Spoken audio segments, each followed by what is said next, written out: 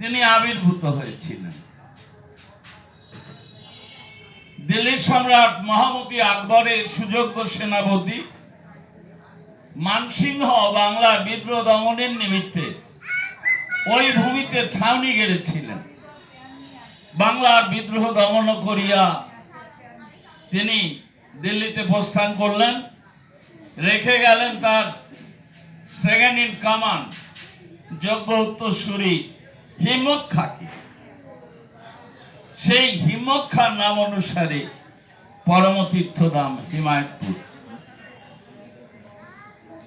জননী মনমোহিনী দেবীর অন্তরের অন্তঃস্থলের ঐকান্তিক আগুলতায় মহাত্মা শিবচন্দ্র চক্রবর্তী পুরুষোত্তমের পিতৃদেবের অ্যাট্রাকটিভ অ্যাকশনে আর আগ্রার দয়ালবাগের সন্ত গুরু হুজুর মহারাজের অবাসিত করুণায় তিনি এই ধরাধামে আবির্ভূত হয়েছিলেন।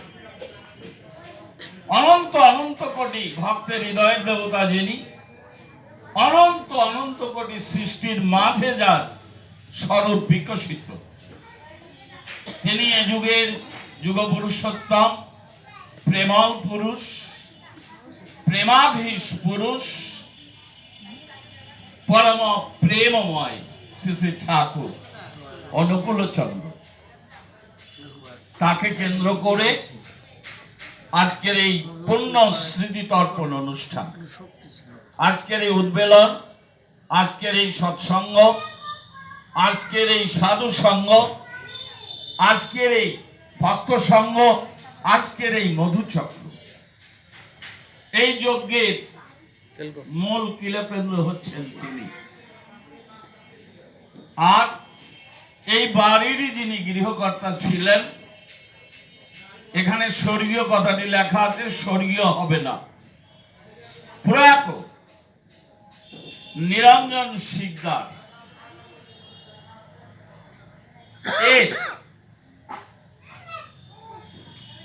ইহলৌকিক লীলা সম্বরণ করিয়া সমাজিত ধামে গমন করার যে মহেন্দ্রক্ষণ, যে তিথি, যে দিবস, সেটিকে ঘিরে এবং মাগুরা জেলা শাখা সৎসঙ্গের প্রাক্তন সভাপতি সম্পাদক এবং মাগুরা সৎসঙ্গ রেনেসা আন্দোলনের যিনি অগ্রণী সেনানী ছিলেন, প্রয়াত গোপাল শিকদারের বাড়িতে আজকের এই মধুবাস। আমি সর্বপ্রথমে আমার পরম দয়ালের শ্রীপাদ পদ্মে প্রণাম নিবেদন করি।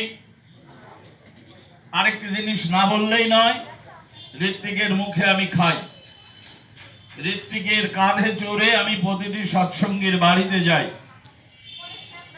আপনারা দয়া করে, করুণা করে ঋত্বিকদের যখন অ্যাড্রেস করবেন, সেই ঋত্বিক দেবতা হলেন ঠাকুরের বাহক, ঠাকুরের প্রতিনিধি, এবং ঋত্বিকদেরকে বলা হয় দেবতা।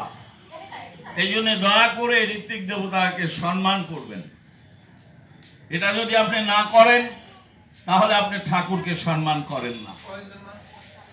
তার কারণ, এটুকু আমার বলার উদ্দেশ্য, দেখবেন জজ কোর্ট থেকে বা মুন্সেফ কোর্ট থেকে যখন কোনো কেসের সমন আসে, সমন কারক বলা হয়, জারি কারক, বাগদালি যখন আপনার বাড়িতে আসে, তখন দেখবেন ওই গৃহস্থ মনে করে যে স্বয়ং জজ সাহেবই আমার বাড়িতে এসে